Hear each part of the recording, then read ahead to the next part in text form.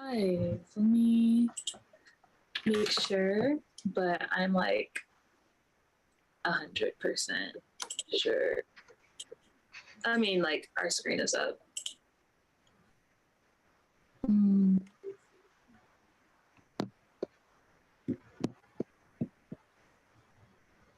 Okay, so we have transitioned.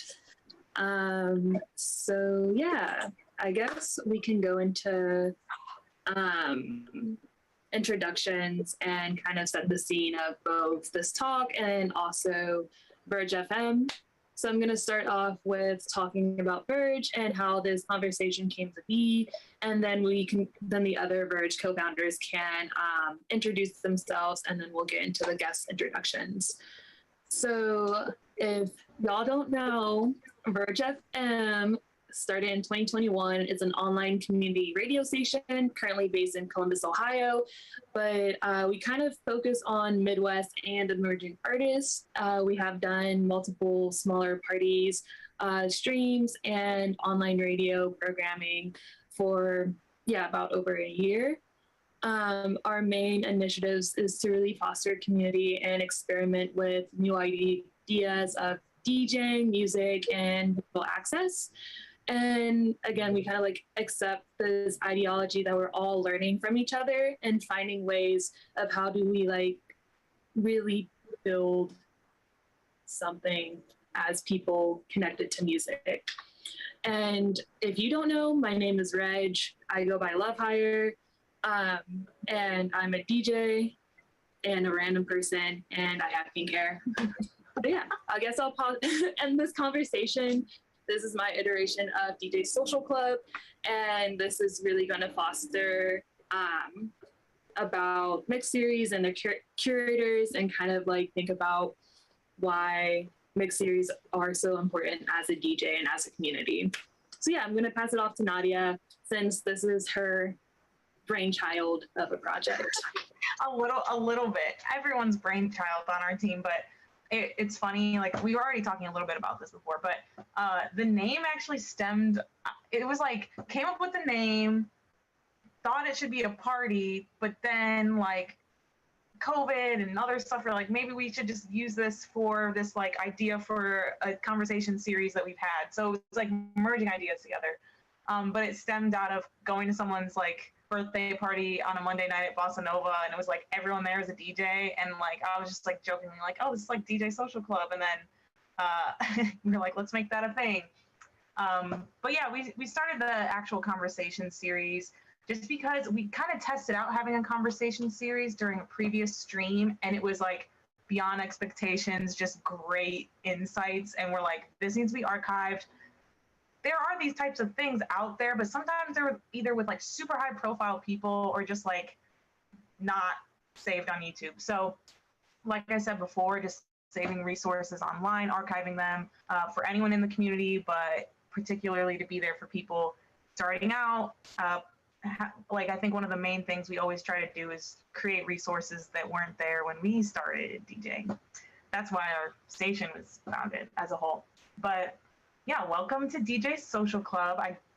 This is our second conversation, but our third event. We actually had one party about 2 or 3 weeks ago, which was really fun. But welcome.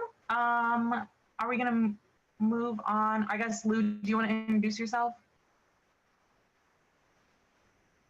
Yeah, just really quick, because I'll be in the chat on YouTube. But go ahead.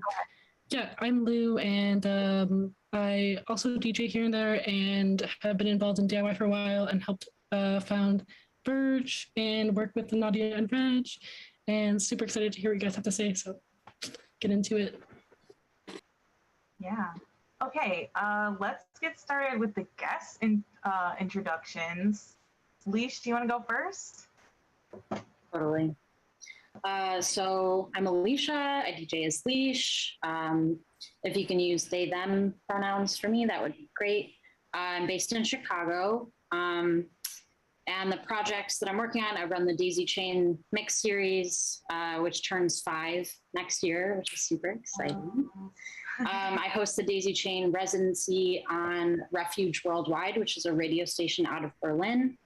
I'm a new resident of Squish, which is a party series that's predominantly in the Bay Area. And I'm currently working, I have a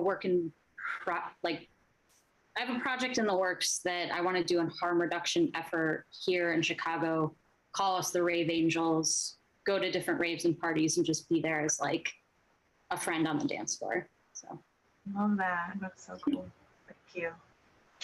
John, do you want to go next? Yeah, hi. I'm JP. I run Somersault Records based out of Brooklyn, New York. I am a DJ sometimes, not really anymore. I'm more focusing on graphic design in the scene, making posters for friends and other labels like Sorry Records. And yeah, that's what I do. I'm bad at intros, and like I said before this meeting, I'm a little bit nervous, but yeah, I run Somersault Records in New York. Thanks. And your graphic design's fire. I'm blessed to have my name on one of your flyers. Thank you. I appreciate it. Yeah, Okay, and not to like freak anyone out, but the names are kind of jumped around, and that was mainly because for some reason when we turn on and off the cameras, it just moved the squares around, but we will have that updated in 1 minute. Oh, okay. It's okay. We can continue. Swati. Hey guys, my name's Swati. I use she, her pronouns, and I'm originally from Toronto, Ontario, and I was based in Windsor for a couple of years, which is right across the river from Detroit, and I'm now based in Montreal. And I cultivated vitamin R on CJM 99.1, which is a local station in Windsor and Detroit. And I'm also a resident of the ambient electronic experimental series Imbue Detroit with Andrew Charles Edmond and a bunch of other artists in the city. Amazing. Thank you, everybody. Okay, so you all kind of hinted at it, and for the questions, we can kind of go in that same order, but like, don't feel bad if you want to like jump in. It's not that harsh. But if you all want to add a little bit more about, you know, your DJ journey, how you got started in the scene, like a little bit more detail, and yeah, we can go into that first. Who should start that? You know, I can start it if you want. Or go ahead. Yeah. I had a friend that was a DJ. He kind of got me into it. It was when I was living in Florida. I think before I even moved to New York. And I've always loved music. I've always my dad was a DJ, but I'd never until I got a little older, I started DJing. And I mean, I just went through a lot of mixes. Even to this day, I've never played to an audience. I've mainly only submitted things like mix series and radio stations. So I feel more comfortable as a DJ in my home when I kind of have like the last edit, I guess. I can like stop whenever I like fuck up. And so yeah, I've never DJed to an audience, but that's why when I read this first question, I was like, I'm not really a DJ, especially right now. I honestly have not. I have this thing right next to me. It's right next to my computer, but I have not used it in honestly like a year. So I wouldn't consider myself a DJ whatsoever.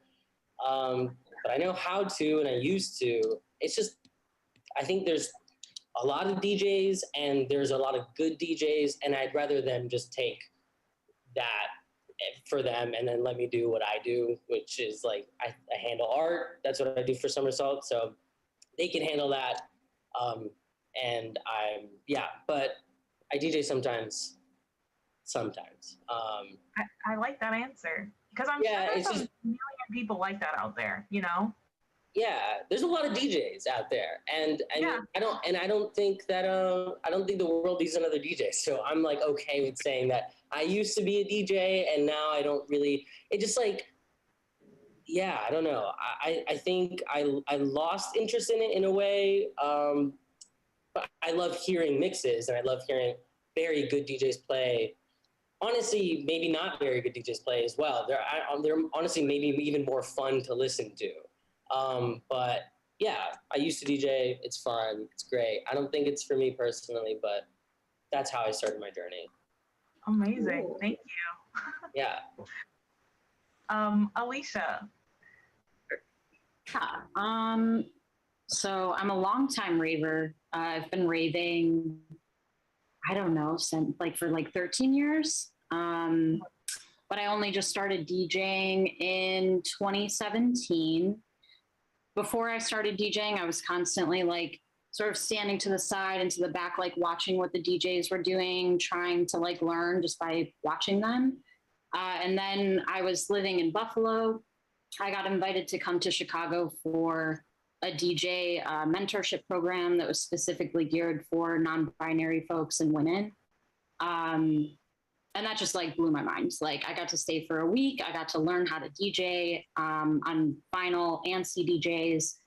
And it was so good and inspiring for me that I packed up all my stuff and 7 months later moved to Chicago.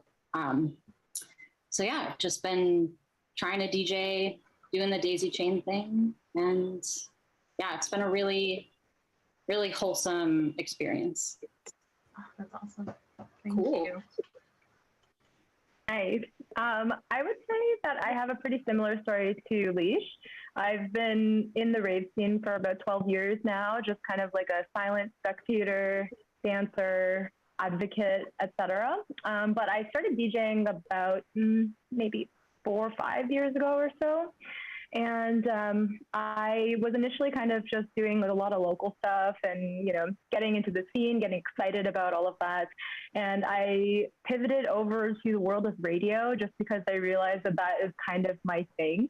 I think I prefer just playing whatever the hell I want instead of playing to a giant crowd. And yeah, that's actually served me very well. I think now, I still do a lot of gigging here and there, but it's not really as consistent as radio has been in my life. I appreciate it and I enjoy it when I can. And yeah, I can't wait to see kind of how this continues to evolve for me throughout my life. I feel like it's going to always be a part in whatever shape or form. Incredible. And I didn't add this. We could have all kind of said it when we did our introductions, but real quick, could each one of you share some of your favorite DJs or producers right now? If you can answer that question. We'll just go in the same order. So Jean, or I don't know. Yeah, whoever wants to jump in first, yeah. I can start. Yeah, you can definitely start. Please. I actually had to scribble down a little list, a non-exhaustive list, because that question is so hard. And I think totally. It is but I would say I can confidently say that my favorite DJs of all time are Optimo. I don't know if y'all are familiar with them. Oh, so yes, they're nowadays. Yeah, that was amazing. So good. Yeah, and then who else? Ski Mask, Elena Colombi, and everything on her Osari Editions label, Courtesy, and all the Copenhagen people, Objects, Batu, Sicaria Sound, Aristru and Octo Octa, anyone on Planet Euphorique, Non-Suit and Like Holy Wine, the Hessel Audio Boys, Ariel Zatina, Miss Twink USA, Kei Horiuchi, and every single DJ that put out a Daisychain mix. Sick. 240. Amazing. Literally, but that's a great list. Yeah, thank you for that. That list warmed my heart for some reason. Yeah. It just really touched me. I know when I listen back, I gotta look up some of these people. Hell yeah. I guess I'll go. I do not have a list. I should have had a list, but I don't have one. I really love Madness of, my friends Anthony and Kyra's group. I'm gonna name my friends. My friends are. It sounds like a cop-out answer because they're my friends, but it's true. That's who I see the most, honestly, and that's who I love watching. I love Casper. I love Madness of. I love Big J. I love Third Shout Self. Tom Sobolik. They're fucking amazing. Darian's fucking great. Brandon Escaflone is amazing. Yeah, honestly, just like Boyish is the hardest working person in New York. I feel like he's always just killing every single party. Yeah, those are a couple of my favorites in the scene. Perp as well. Perp is also. Oh my god, love Perp. Yeah, she's just like, yeah, the most chaotic and perfectly chaotic DJ right now in New York, in my opinion. I love her. She's great. Yeah, so that's my list. I should have made a list, but that's my list. That was great. That was great. Chaotic lists are great too. So I also think supporting friends is also like great because like that's how you find new music. So I also have to look up some of those people too because they sound really cool. Yeah. They all did. Well, maybe not all of them, but a lot of them have Somersault mixes, which is like obviously. I mean, I'm gonna have to say their names as well. Aww. Cool. Yeah, so for me, I was living in Mexico City for 6 months from November to May this past year. And I've been pretty into Mexican artists for a while. And I feel like just being there, I was able to kind of like take in a lot of the local sounds and talent. And I feel like my appreciation for all of that just grew so much, which is really wonderful. So at the moment, a lot of my favorite artists are all kind of like Mexico City based. So a couple of names, you guys might know them. If you know like Siete Catorce, Turning Torso, El Iriel Vientuno, and Rodeco Domar. Those guys are like very local, but they're making their way kind of out, I feel like, of Mexico, which is really nice. Tristan Arp is based there. Loris is based there as well. So it was super fun just like going out all the time and seeing these amazing artists. Darwin's based in, I think it's Puerto Escondido in the winter time. So I was able to see her play a couple times. INVT was there during the winter as well. So I got to see those guys play. It was just super, super fun. And yeah, just like really inspired by a lot of that. And then I'm currently based in Montreal. So I have to definitely give it up to a lot of these local Canadian artists that I'll also feature on my series. No plug there. But yeah, it's just awesome to be surrounded by all of these people that are really pushing the Canadian scene forward. I feel like they're kind of putting Canada on the map in different ways. People like Lace and her label Causal Chain, if you guys have ever heard of that one. I'm just like such a fan of Causal Chain. Sim, he's also a part of Causal Chain as well. And Ultima Asuna, she is a good friend of mine. She's also Mexican. Priori and Mara and all of those cool guys just doing their thing. So yeah, got to give it up to Canada for sure. Amazing. Wow. Thank you all. Thank you all. I think we're going to have to make like a little highlight reel with like a list for everyone on Instagram, see all of your favorites. So if you want to add anything, let us know. Yeah, we'll just compile an email list to make it easier too. And yeah, from there, we're going to get into origin stories. So the origin stories of your mixed series. And it can be like, however, it doesn't have to also be like 100% like fact by fact. If you have like some things you don't want to give up in terms of like the history of certain things. But I am always interested when I like discover a new mix series on SoundCloud or on the radio, online radio. And I'm like, ooh, who's running this? Ooh, how did this happen? And then I'm like, oh, like, what are some tips you would wish that you would have learned when you started out with your mix series? So kind of think about the origin and some tips that you've learned through the time that your mix series have been around.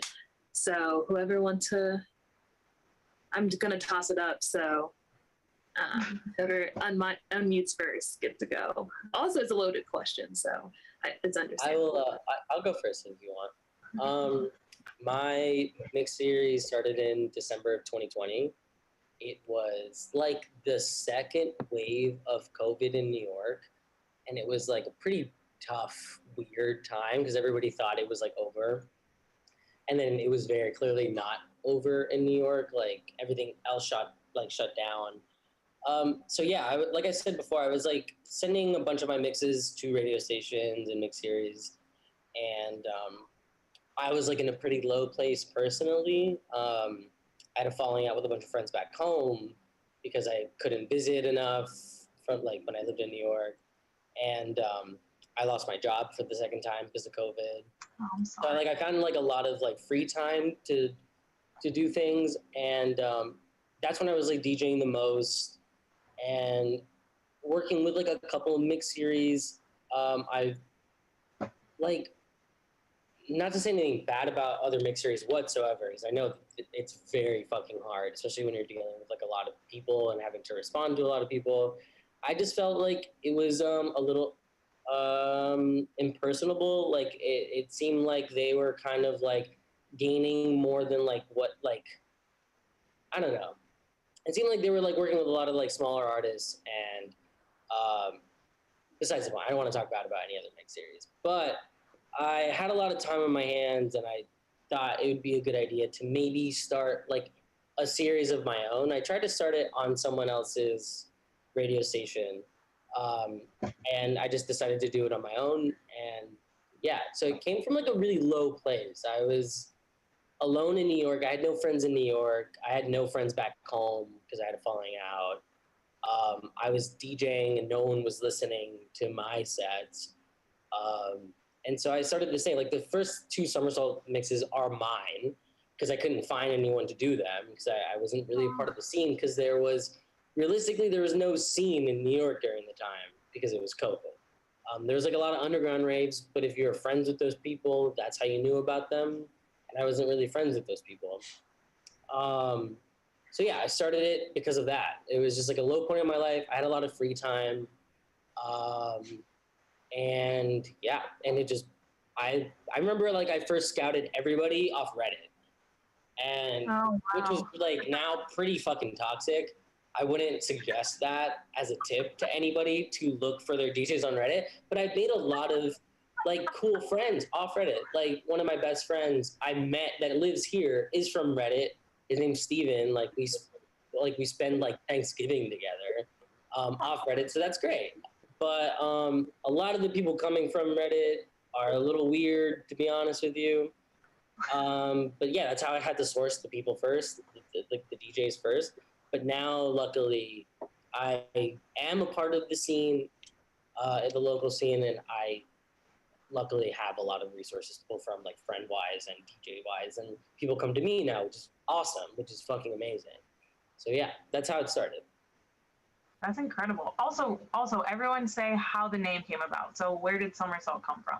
Oh, I tweeted about this recently. I was doing dishes, and I just like thought of the name, and I Googled it, and Somersault Records was a record label in the 90s, in the early 90s. And if you look on Discogs, they have a couple like vinyl releases, but they're not a thing anymore. Right? And I just like thought the name was cool, so I was doing dishes and I thought of the name. Yeah. Amazing. And do you have like any tips for like running or even just like the idea of a mixed series? It could just be one thing, like one small thing.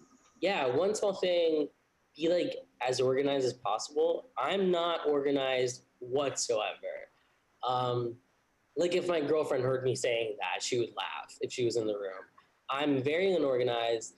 I luckily have an assistant now. Thank God that I have an assistant, which is, I think, who asked you to do the mix series. It was my cousin Walter is the one that like told me about you and asked you to do the mix series.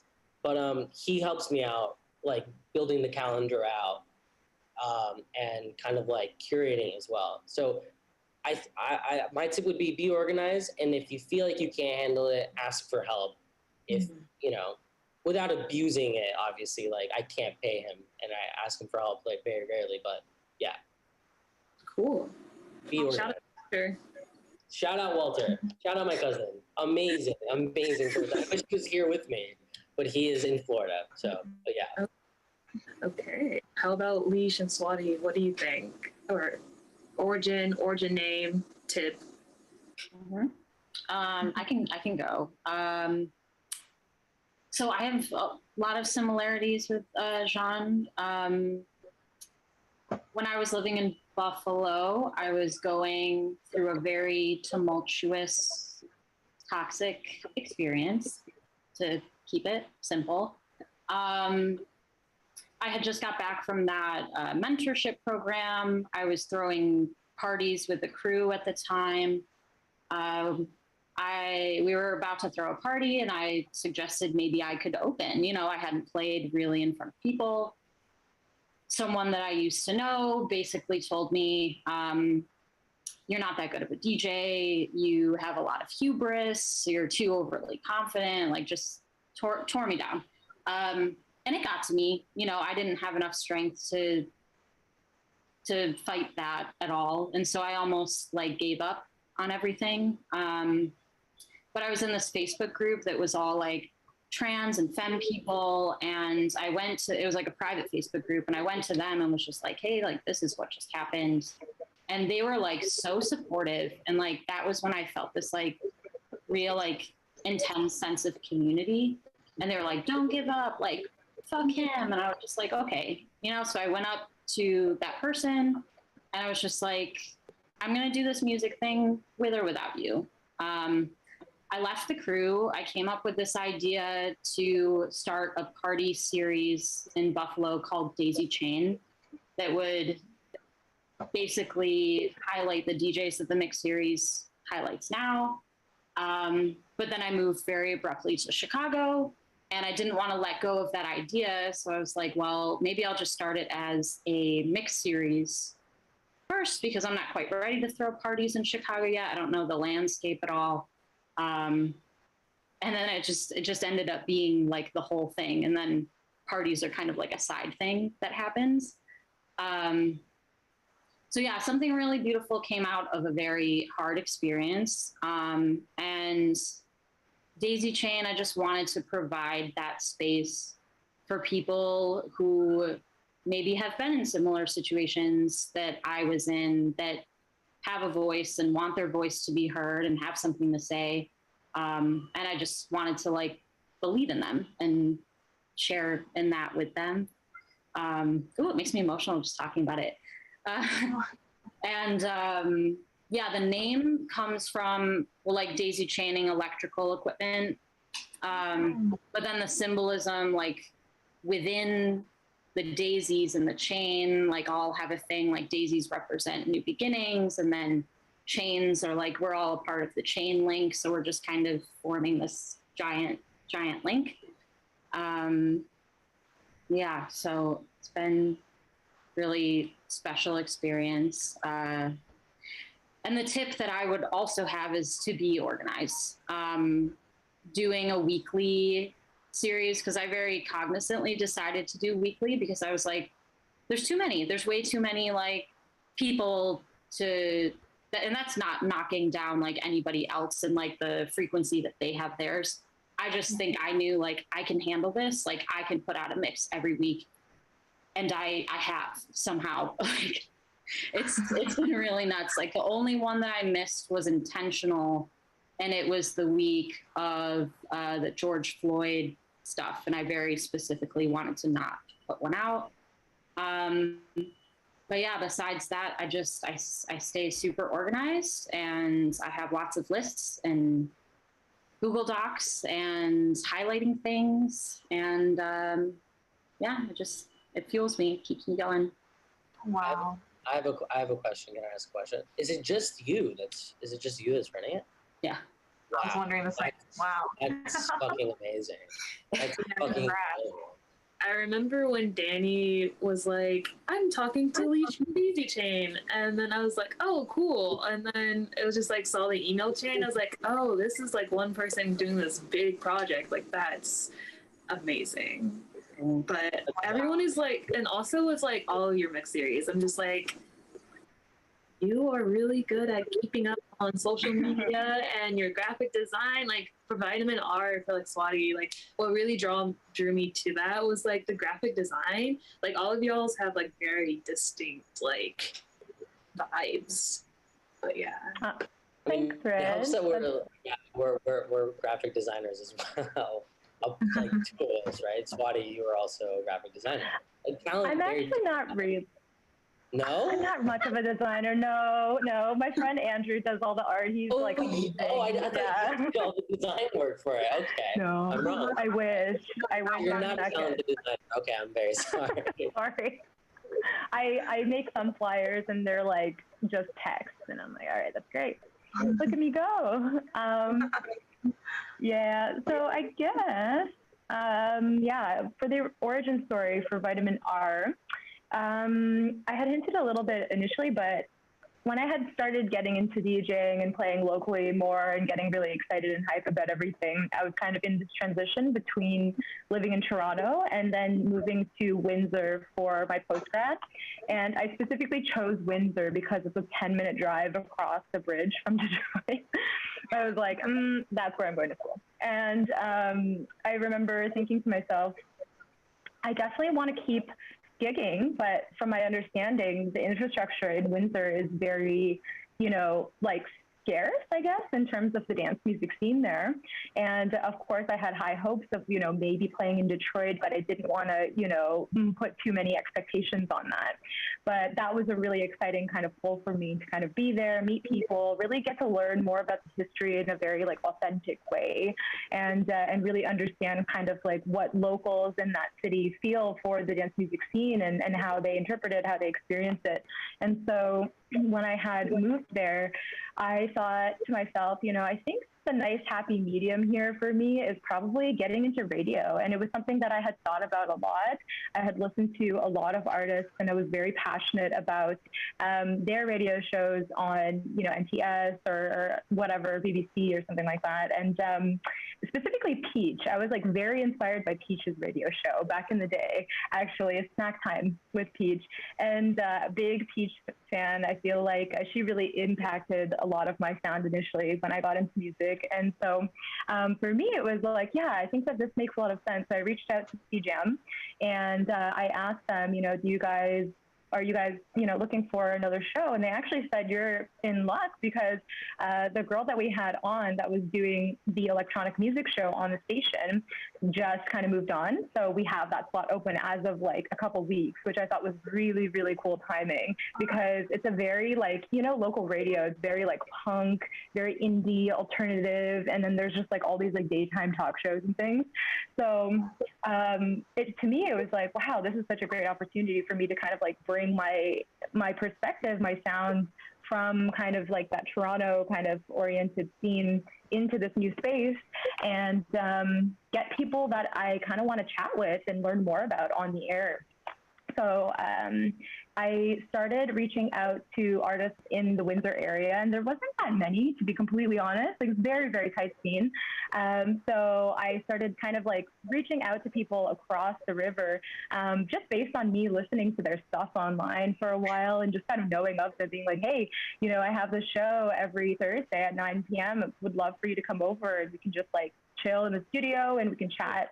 And it kind of just picked up steam from there. It was really fun. It was awesome to be able to kind of get to know a lot of the artists in the city. And I was so grateful for how open everybody was. Like, they just kind of welcomed me with open arms, and they weren't like, what's this girl all about? And I didn't really get any weird energy from anybody. They were just like, oh my God, like, I get to be on CJAM? Yeah, sounds great. And so for me, it was like a pretty fun, easy transition into that area. And then I guess as COVID hit, I had to stop doing the show. This is about 3.5 years ago, coming up on 4 years in January. And so as COVID hit, that's when I kind of had to, move to that remote radio show model that I think we all are familiar with, and started doing these interviews remotely, just like got a cool mic and just started kind of figuring it out from there. But it was awesome because it kind of allowed me to really branch out into different parts of the country, not only Canada, not only the US, but like around the world. Like, I've had people from Europe on the show. I've had some people from Mexico on the show. So that was really awesome to be able to see that transition happen.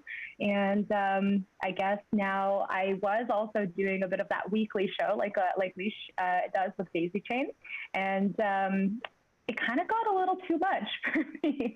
I ended up starting to work full time And I'm actually, funnily enough, now working in media, partially because of my work at CJAM, which is amazing.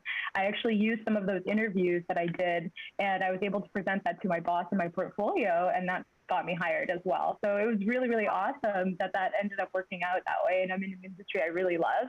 And it's the psychedelic industry, by the way. I'm passionate about that. And so, yeah, I still have this kind of like very strong pull to dance music and being a part of the scene.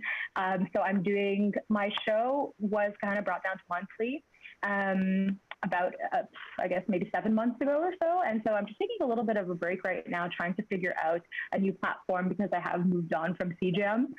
And yeah, just kind of figuring it all out from there. So it's been fun, and it's just this long journey that just exists in time. And who knows what's going to happen, I guess. So yeah, I guess in terms of the name, Vitamin R, it's a weird Simpsons reference. I don't know if you guys are hardcore Simpsons fans. Are there any Simpsons fans in here? Okay, it's like a deep cut, a very weird deep cut from The Simpsons where Bart is in the cafeteria and he's drinking some milk and he spits it out and he's like, wait, no, he cracks his fingers and he's like, oh, my bones are so brittle.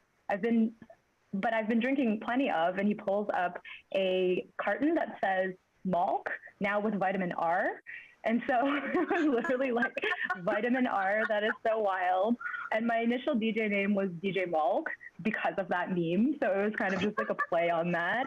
And it just like evolved from there. It's like it's the dumbest thing, but it's great because it's like people who actually know about that, they're like, oh my God. I'm like, I know. Yeah, it's so funny. So yeah, so since then, I guess now it's just like Vitamin R, kind of like Vitamin Radio. I just kind of keep that to myself with the reference, and then people who know, they know. And tips for mix series, I would probably say, yes, you guys are all 100% on with being organized. Super, super important. I would also say be flexible, because you're gonna run into a lot of weird situations. And I don't know how Leash did this. I don't know how you managed to never miss a week, because things happen all the time, you know? And I think from what I remember with Daisychain, you get your mixes like well in advance, and that I assume probably helps out with that coordinating and organization part. But like 1 week in advance. Like 1 week? Okay, gotcha. And no backlogs. That's so I'm constantly living on the edge. Yeah. Wow. Living on the edge, that's intense. But like, I feel like I took it one step further of living on the edge and being like, okay, give me your mix on like Monday, and then we'll get it aired like in a couple of days. And that was not the best. It wasn't the best, but it was what I worked with. And yeah, being flexible, because sometimes people are like, hey, you know, kind of need a little bit more time. Having a couple of mixes on hand so that you can just like whip it out when you need it. Being ready to like throw a mix together in like a night if somebody, you know, also cancels on you is really important to keep in mind, I think. Yeah. I wanna add to that, because what you said is like very true. You have to be very flexible. I mean, like, you're dealing with like, people are going through a lot of stuff in their own lives, and I think we can all agree that recording mixes are a very tedious task. They're not like playing live, and they it takes a lot of time. Some people get like really obsessive. Like my friend Nick from Sorry Records, like, he sends me a couple of his mixes and they just have comments, like 30 comments on the private SoundCloud link where he's like, fix this, EQ off. Oh, like, wow. So it's like, yeah, be flexible. Some people, like, it's an art, it's like, you know, it's a craft. So like, people want to make it perfect. So yeah, be flexible. I get mixes a lot of the time right now, like day of. So like, it's tough. It's tough sometimes. But yeah, and we have like, I try to release like 3 mixes a week. And I make like the original art. I like, when I first started it, I think it would take me like a couple days to make the art for every single mix. And now I've built enough like templates to the point where like I could make original art day of, luckily. So yeah, be flexible. Some people just can't do it. And some people message me day of and they're like, hey, I can't send it in. I can send it in tomorrow. And then yeah, we have a couple mixes to push in front of it, and that's fine. And be respectful. Like, don't be like, I need this now. Like, they're doing it. I mean, I don't know with you, both of you, like, I can't pay these people. Like, I'm not making any money off this. So like, they're doing me a favor, really. Like, I'm giving them a platform, sure, but like without them, I wouldn't have a platform. So yeah, be flexible. I think that's great advice. I'm muting. Yeah, absolutely. I think we can all attest to that, like running a station. It's it's the same thing. I mean, it's a handful of people submitting basically mixes. Some of them are more podcasty, but it's every week, and we had to push our due date to like a week and a half in advance because we're juggling like 20 people emailing us every week, like, and then or submitting every week, and then 3 or 4 like, I'm in the hospital, I have COVID, I can't, and then it's just like, oh my god. So yeah, and I do agree about being respectful and kind of having empathy. And shout out to all the DJs turning their mixes in at 2 a.m. like me, because I'm a terrible person. Oh, no. Oh, yeah, no. It's funny, but I do agree. It is like a craft, and that's why all the beautiful stories and all of this is happening right now, too. Yeah. I think for this title, like Communal Reciprocity, I think we're going to head into like a question for that. And I think Nadia's going to like spearhead that. Yeah. Okay, so we have it phrased as a few questions, but we only have about 15 minutes left. So you can pick and choose. Yeah. So the next section is about how you guys all view your communities that you've helped foster through your mix series. So maybe just take 2-ish minutes so that we can get to the end of the questions too. But share how you view your community. What are like a favorite memory from doing this project, and how you see your mix series interacting with like the larger music community.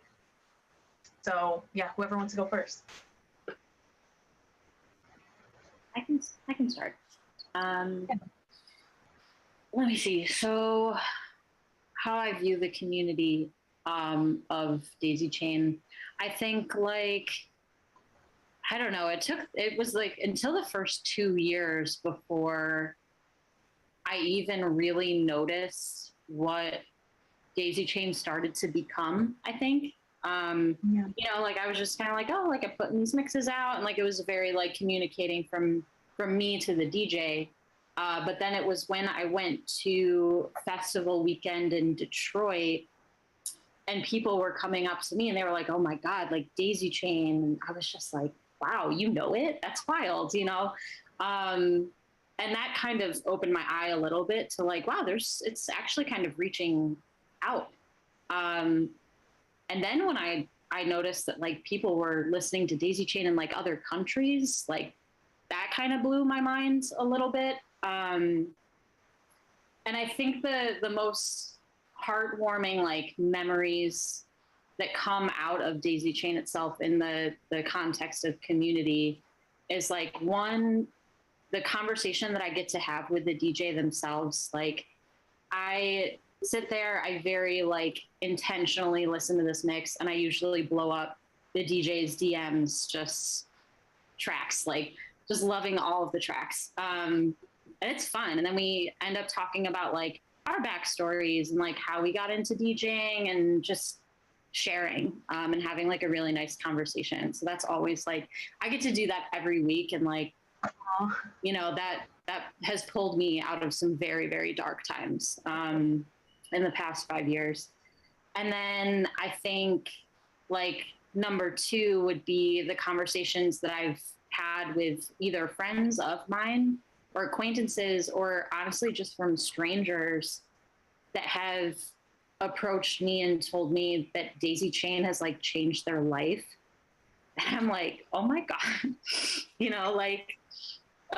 because Daisychain's like changed my life. It really has given me like such a purpose. And, there's been some Tuesday mornings where like, I don't even want to get out of bed. Like I deal with like panic, anxiety, depression, but Tuesday morning, like I have to get up, and I end up listening to this mix, and it just, I don't know, it gives me life, and there's this like symbiotic relationship that I don't know, I love.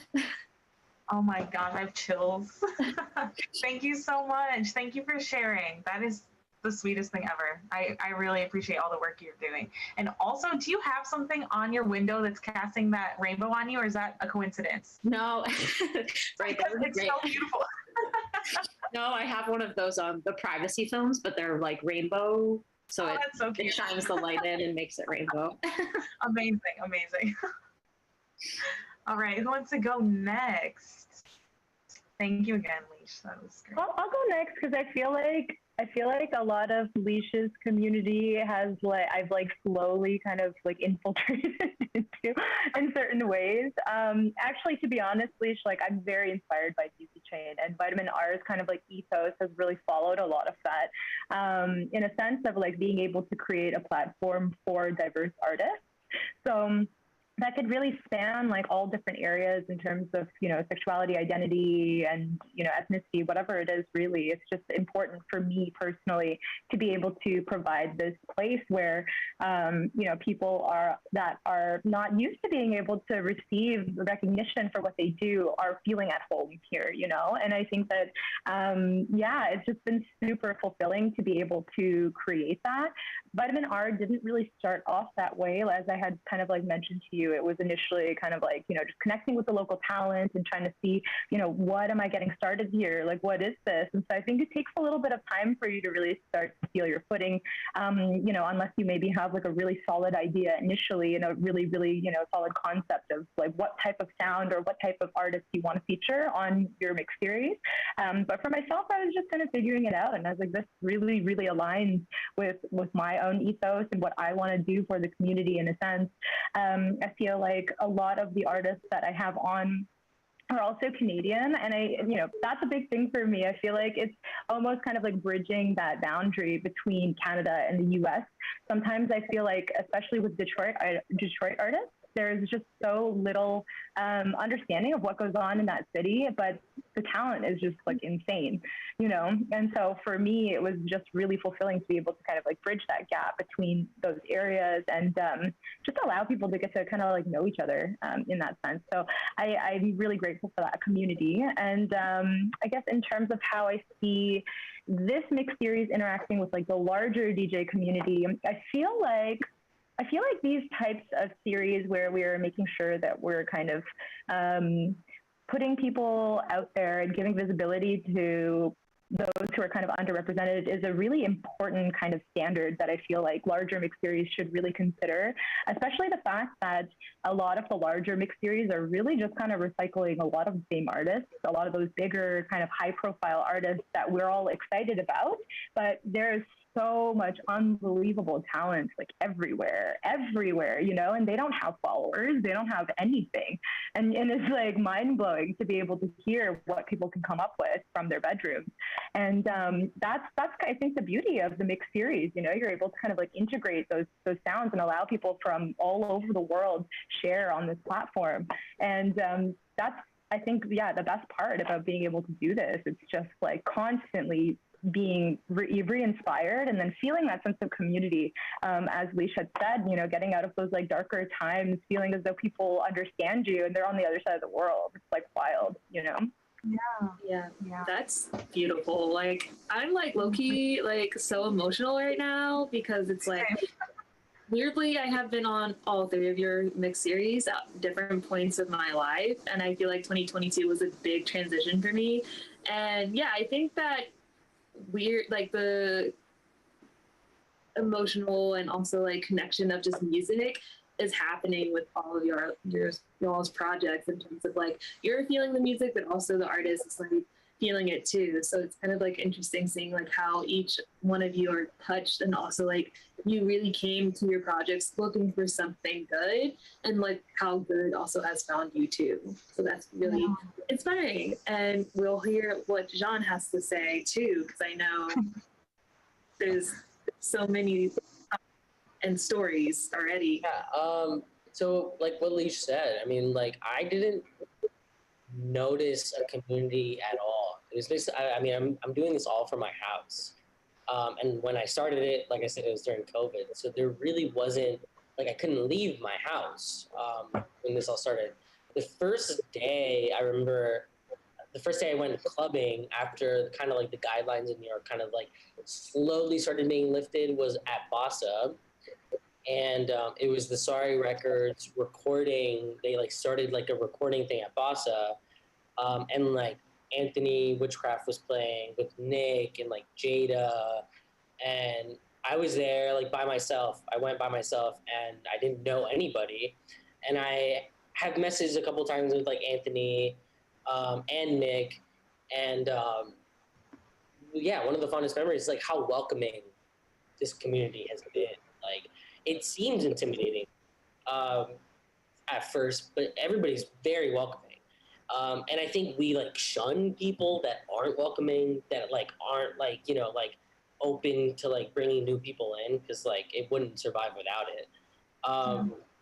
So yeah, like I didn't realize the community that I built until way later on. And like I said, like I like on Thanksgiving last year, I spent it with like Anthony, my friend Steven that I met through Reddit because of Somersault. And like, yeah, those are the fondest memories have been like stuff like that, like meeting them, my party. It's like a privilege to do this. Like, it's like at our recent party, my friend Linda was like looked me dead in my eyes and was like, I want to thank you for everything you're doing. And I'm like, at first I'm very bad at taking compliments. And I was like, I wouldn't be here without like people like you, like at whatsoever. So this is like a privilege to be on this talk with you two is like a privilege. It's just, you know, it's amazing. So yeah, it's really hard and you're busy a lot of the time. And yeah, sometimes you don't want to get out of bed and you like, today was like, you know, I don't want to get out of bed. Like I'm sober at the moment and it's just very hard. And like, but you know, being busy and running Somersault has given me some sort of purpose. And I can't thank any of the DJs, whether like, you know, I can't talk to them a lot all the time because I am very busy, but like, I can't thank any of them enough. Like it's insane. And this is a huge privilege to be able to like run this, you know, mix series. It's great. So yeah. Aww. Wow. Those were great ass speeches. Like, goddamn. Yeah. I just also want to say thank you all for doing the work too, just because like I think all the shit. Like, go ahead. Sorry. Well, I was just saying in general, like sharing your past and also your dreams in terms of like your connections of your community and your attachments to music is very vulnerable, and it's like great that you also shared that with us, and also wanting to be on this panel to speak with each other, just because I feel that is our intentions with these talks. So, and just like hearing the emotional like emotion in everyone's like passion and like your voice, I think it really makes this worth it. And I think in terms of the last question, it's really about the future. So it's like, what is like some of the like future things that you think are going to happen with your mix or your projects or even yourselves? And you can just tell as much as you want to, since this also will be online. And also like no pressure too if there's nothing happening. And if not, like you can also talk about like, oh, I'm excited for this TV show coming on like next week. So yeah, no pressure.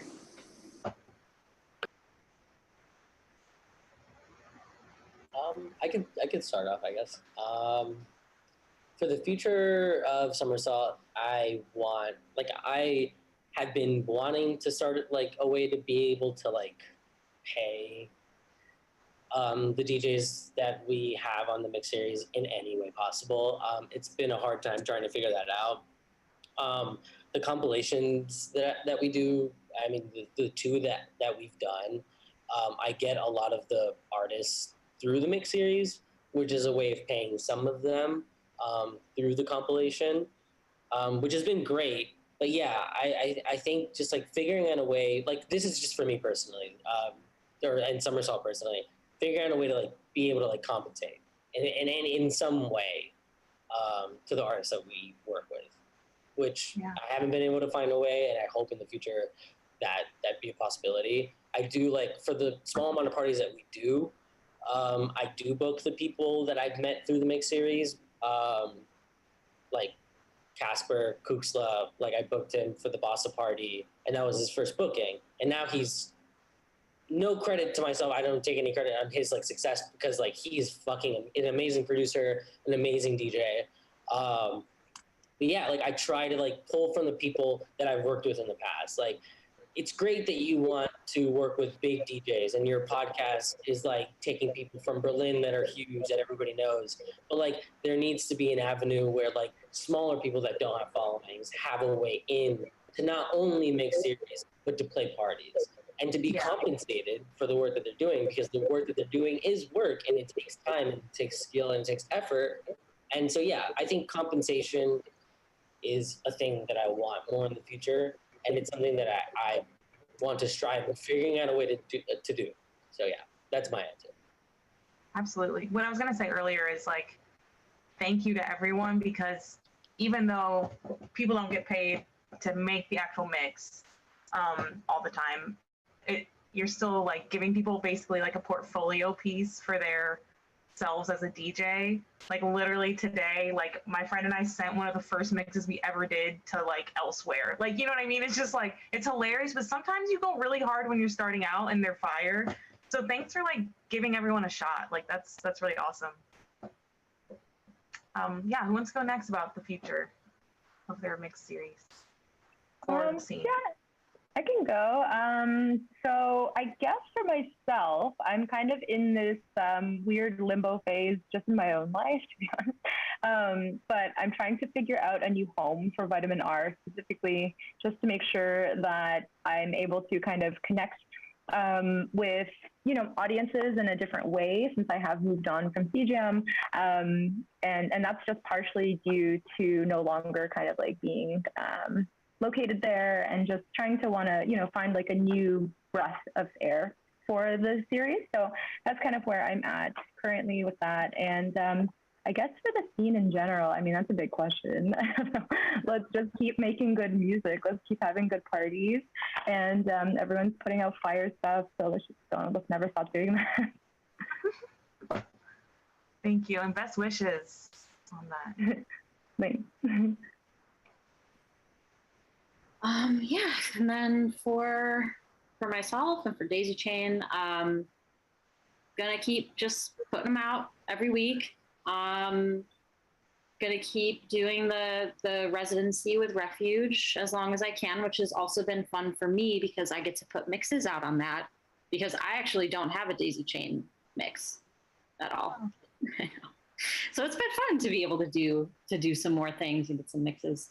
And then I have a plan that I haven't quite announced yet or officially put together. It's in the brainstorm stages, but with 2023 being Daisychain turning 5, I'm going to try and take this thing on the road and like go to different cities, throw parties in different places, Daisychain anniversary parties.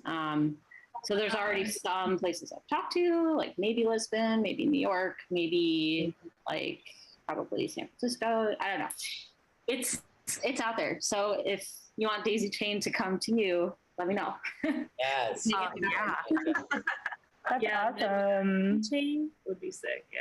That'd be cute, Oh you know, because I really want to like get together with everyone on the dance floor in these, because I haven't met so many of the people that are even on Daisychain. So I think this will be a good time to like get out there and just like hug and dance and, you know, freak the speakers.